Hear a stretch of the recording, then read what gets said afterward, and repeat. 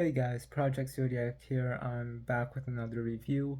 I'm literally recording this right after my Guillermo del Toro's Pinocchio review. Um, so yeah, I got a lot to say about this movie though. I know that one was about 20 minutes. This is gonna be a little bit longer or about the same. So one of my all-time favorite movies finally is getting its sequel out. And if you guys did not see my analysis for the first trailer of this sequel, the link for that will be in the description below. But this movie that I'm talking about is Avatar. Um, and this is a movie that everybody basically has heard of because it's one of the most famous movies ever made. And I don't know, I'm just so excited for the sequel, The Way of Water. I already have tickets for because it's coming out this Thursday. I have tickets for it Thursday, Friday, Saturday, and Sunday, and then I'm gonna be seeing at least three more times after that with other people. So yeah, it's gonna be about 7 times I'm gonna be watching this movie. Um, but with all that said, I will be doing my review for that this coming weekend. So please watch that. So this though is more as a review for the original Avatar movie, and this is a movie that means so much to me. Um, I remember when the first Avatar movie released, I was in elementary school, and everyone was going crazy about it, talking about it like crazy, and I was just so excited for it. And like watching the trailers online and all of that, I just like was so hyped up for this movie. Like you guys have no idea how hyped up I was for it. And I still remember us going to the theater, and I think I even remember exactly which theater we went to. And I'm just in there, and I'm just like so excited. I put on the 3D glasses, and right there, everything comes to life. And I still remember the 3D, how the 3D was for that movie, and it just captivated me so much. And I love to dream. I love to, I'm always daydreaming, always thinking, fantasizing, and you know, thinking about space, aliens, things like that, um, and the supernatural, and all these things, because it's all things I do believe in, and you know, just all of these things for me when I was kind of like reflected in Avatar, and I was literally just so amazed by it. I remember literally just watching that movie and just coming home and wanting to sleep because I just wanted to dream, because I wanted to be like in a place like Pandora or with the Navi and all those things. It's like it just really, really, really captivated me.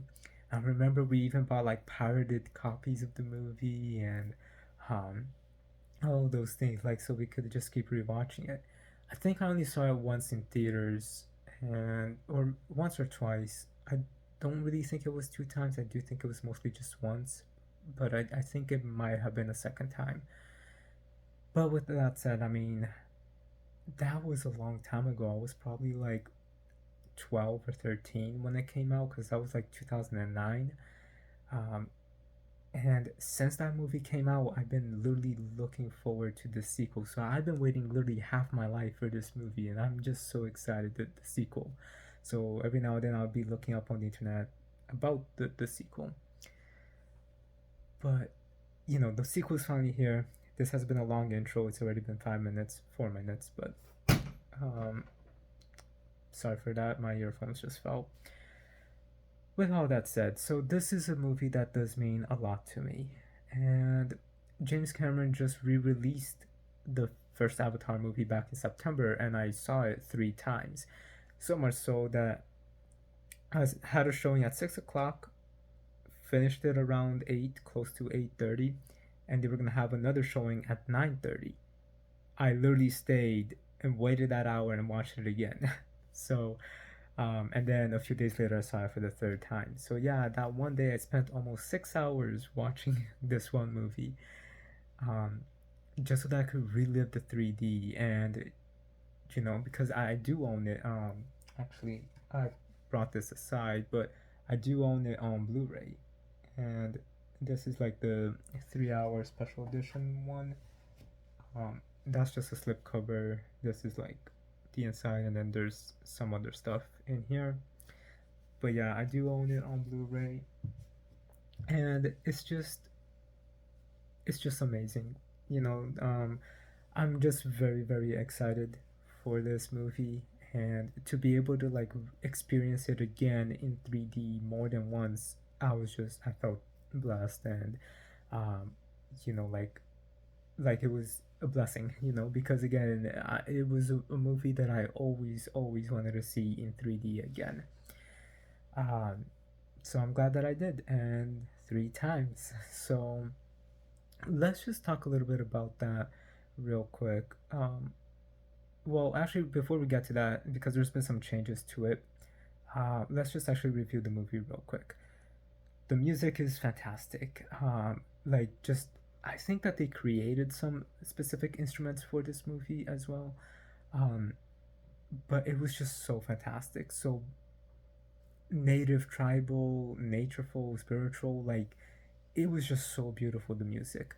And then we have what's it called, the actual set designs. Like it's so impressive. Like I've seen the making of this movie so many times, and like I mean probably like three times, maybe two times. Um, but yeah, I've seen it a few times, and I'm always just so amazed how like they went out of their way to make these jewelries. They actually developed this language, and it was just really really so well done. And how James Cameron's been basically dreaming up this story since the 80s. Like the dude has really always just wanted to tell this story, and I'm just so glad he's finally being able to.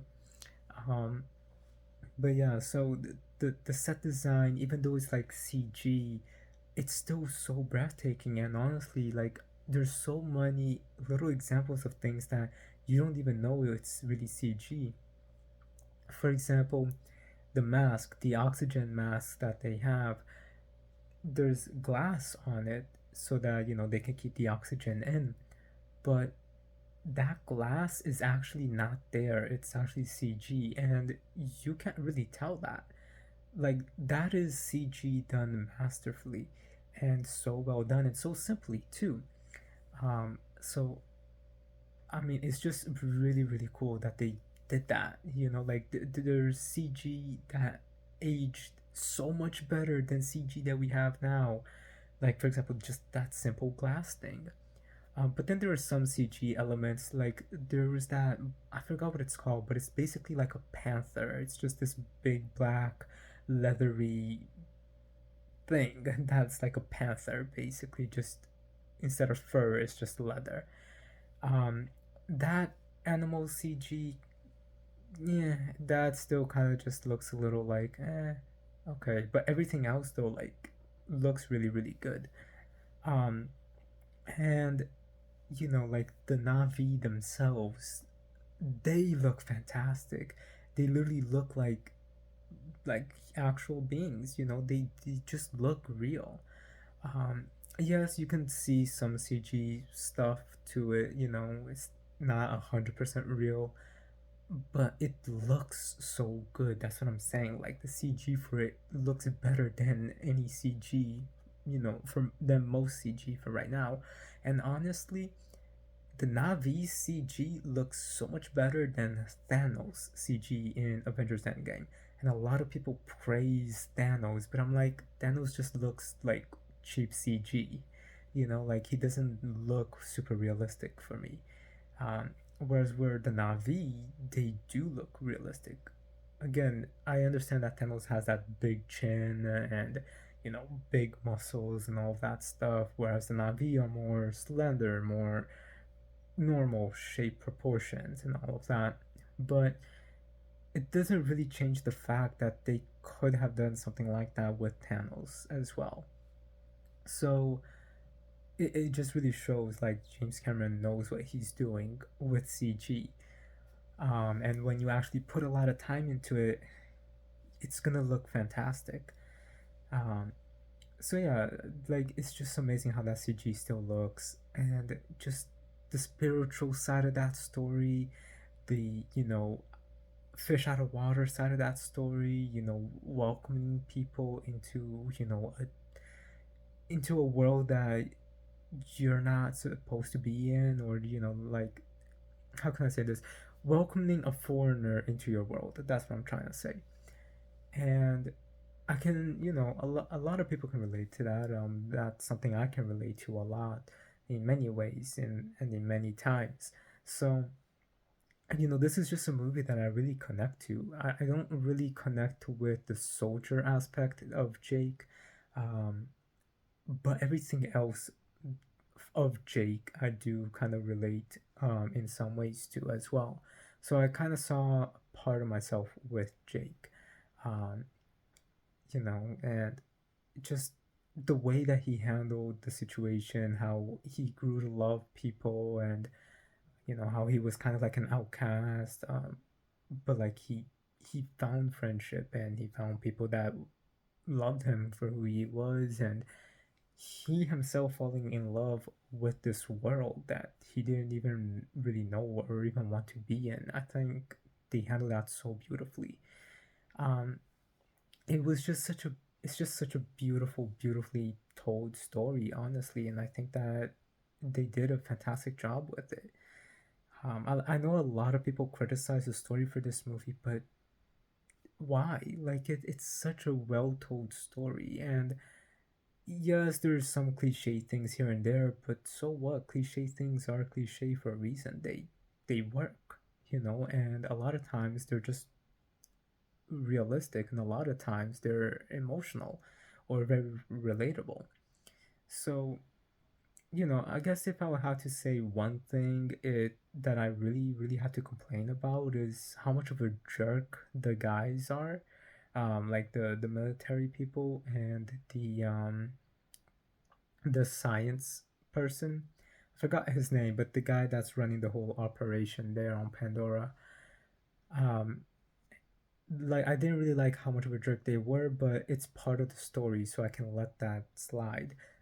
What I really wish that they would have changed a little bit, and even when I was little, I kind of felt like, okay, I feel like they explained this way too hard, which was at the very beginning of the movie, the head of the organization brings Grace and he's like, all right, come here, and then he's like, do you know why we're here? And he picks up this floating cool rock, and he's like, because of this, I think it's called unattainable or unattainable.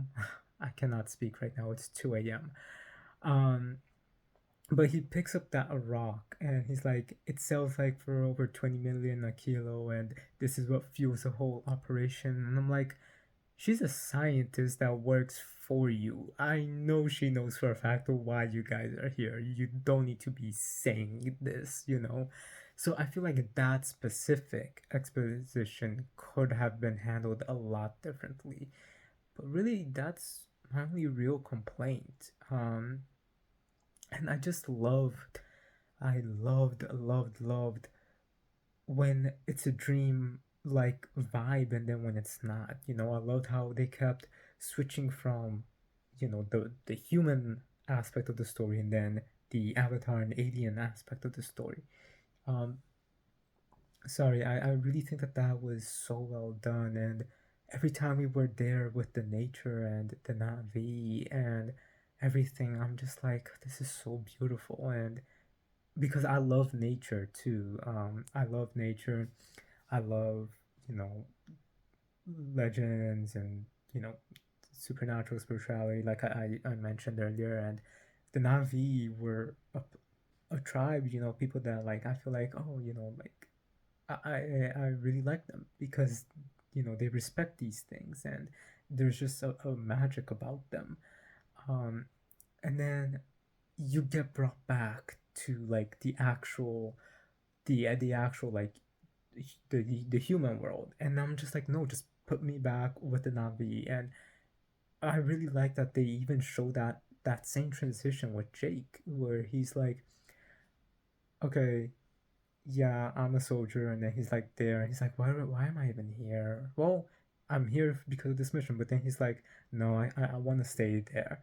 Like he himself basically had that same reaction where he wanted to be in the Navi world, in the Pandora world, and with the tribe, and I just really like that because it's two completely different lifestyles. Um, so in one aspect it's like a dream, and then the other one it's not, and the movie does that so well. So a lot of the times I was actually, even when I was little, I was just like so annoyed because I'm like, just put us back in the Navi world, you know. But yeah, overall that whole sequence was just, it's always just done so well. um right now I'm just picturing the first moment that Jake wakes up in his avatar body and starts destroying everything, and like he can feel his legs, and then he starts running. It's just so well done. And yeah, like I wanted to see more of Pandora. I really wanted to see more of the banshees, of the other animals, of the other tribes. And honestly, like that whole final sequence where Jake is starting to get like the different armies together to fight the humans, it's spine chilling. It's so well done. Um, because like he wants to be with them. He found a family and he wants to be part of that family. It's just so well done. So again, I know a lot of people criticize this story, but why? Like again, the story's beautifully told, especially Jake and Neytiri's love. I thought that was built perfectly, um, and it was honestly done really well. It was honestly done in a realistic way, and I just love it. So I'm really glad that now this sequel is gonna have them be like a family. I mean, they were before, but like be more of a family now. They have kids together. They're married, and they're fighting together to protect one another. So I'm just really excited for this movie, like the sequel. Like so excited. But going back to this first movie, yeah, everything was just so magical about it. And another aspect that I love too was just Pandora, because like I love like glowy stuff. I love otherworldly stuff. I love just mystical magical stuff, and like I said, just nature. And when we're on Pandora we have all of those, but then when we're on Pandora at night, I'm just like, yes, this is so beautiful. Look at this place. It's all glowing. It's all magical. It's so beautiful. And one of the key moments of the 3D that I do remember was the glowing forest and how well done that was. Um, Again, the 3D for this movie is breathtaking. This movie, it's gonna sound cheesy, but Spy Kids 3D, um, How to Train Your Dragon, especially How to Train Your Dragon 3, um, Battle Angel Alita, and there's another movie that I'm thinking of that I can't really remember right now where the 3D for it was amazing. But these movies I just listed, their 3Ds are some of the best 3Ds I've seen in any movie, including Avatar. So yeah, those movies. I'm sorry, I'm still trying to figure out what was this other movie that I'm forgetting that the 3D was just so breathtaking for me. Um, but yeah, overall, like it was just so well done in general. The 3D for this movie. But with that said, and that world, it was just so beautiful. Um, Overall, this movie is just fantastic, and like I said, the spiritual stuff, it was so beautiful, so well done. Um, and honestly, there was a lot of emotional things too, and there were so many little details here and there. Like I didn't realize this when I was little, but when I rewatched it in theaters back in September, I was amazed how like their screens, like because they have like a tablet thing, but then it's just like a screen and it's like a hologram.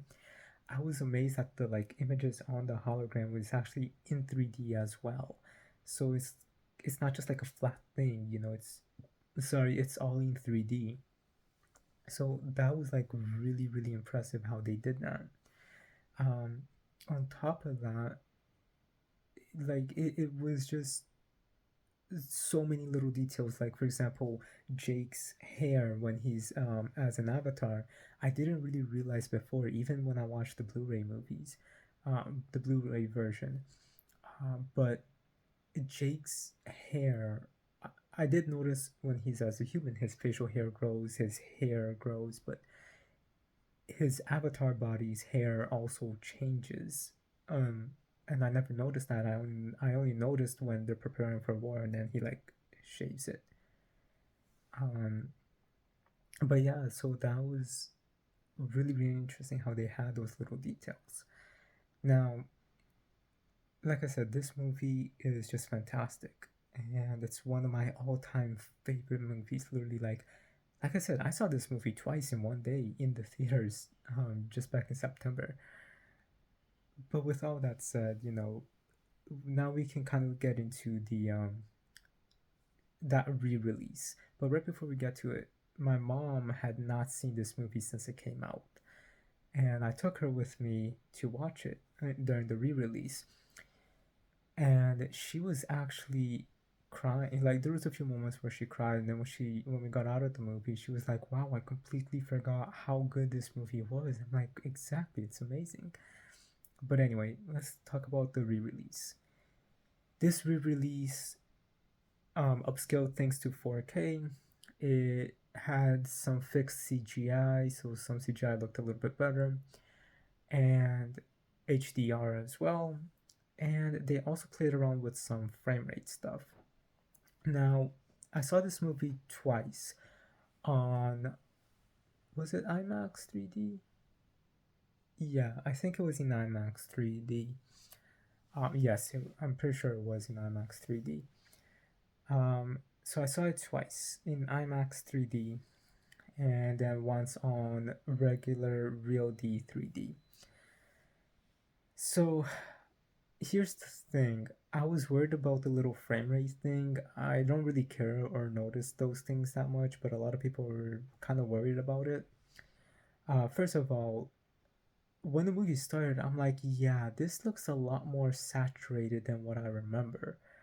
Um, and a reason for why I didn't record this video when I first saw it was because what I was going to do was I was going to put my Blu-ray and watch it, but I'm just so busy recently that I have not really done that. So even as of the recording of this video, I have not put my Blu-ray and watch it to see how the saturation was. But I did notice for sure that yes, this thing definitely looks a lot more saturated than I remember it. So I'm pretty sure that yes, the HDR is very very upgraded or extremely upgraded now. Um, but it did not bother me because I do like saturation. So I thought it gave the movie a little bit more life. Let's just say like that. Um, but that was one thing I noticed right away.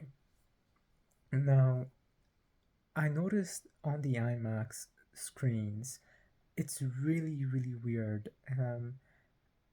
And again, part of the reason why I didn't want to record this right away was because I wanted to watch it on my Blu-ray to see if I was just going crazy or what was going on.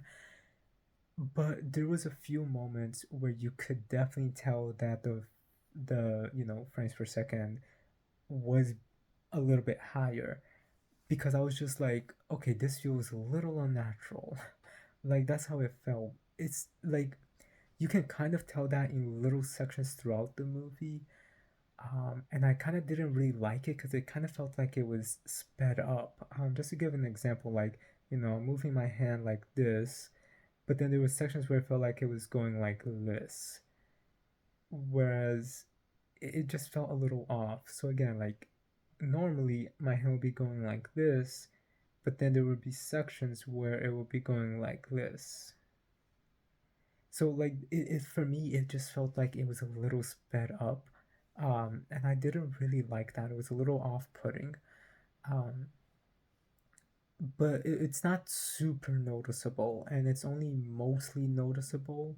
I noticed during there was two scenes. I can't remember the second one right now, but the first one I remember it because I was just like, what just happened? And that is when Jake is in the forest at night when he meets Neytiri for the first time and they fight those leather panther things. That's where it was the most noticeable for me, and then like another scene later on. But then somewhat noticeable throughout. It's not the whole movie, it's just like a few sections. So that kind of threw it off for me. But then I was confused because when I watched this movie the third time, it was in Real D 3D. So it was, smaller screen, and it wasn't in IMAX.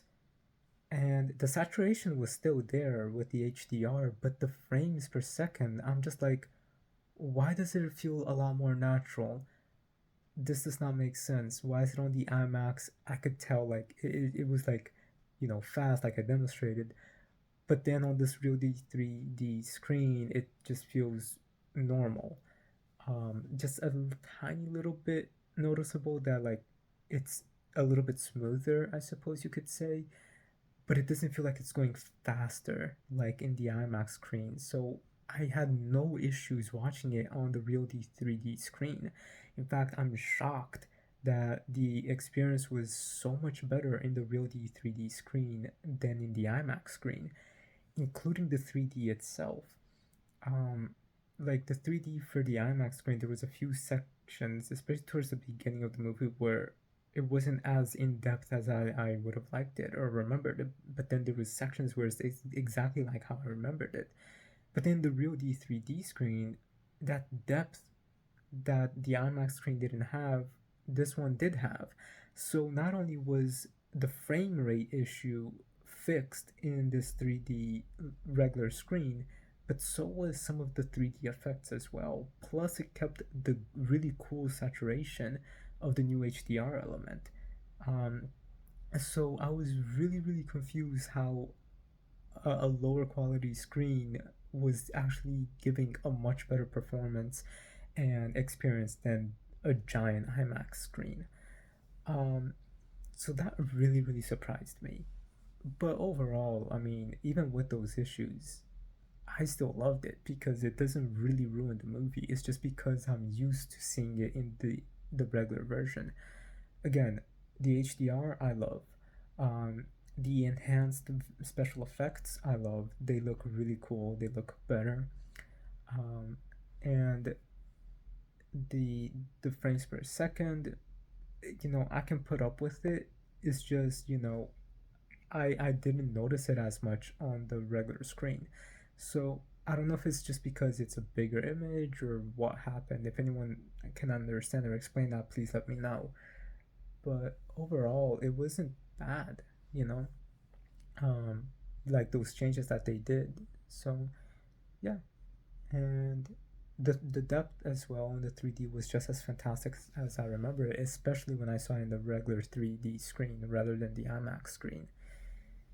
But yeah, um, so those were kind of my criticism and nitpicks with the re-release, but still, um, I keep hearing rumors that they're going to be releasing Avatar in 4K along with Titanic in the next few months, and I really, really hope that they do because I just spent most of this year just upgrading a lot of my Blu-rays to 4K.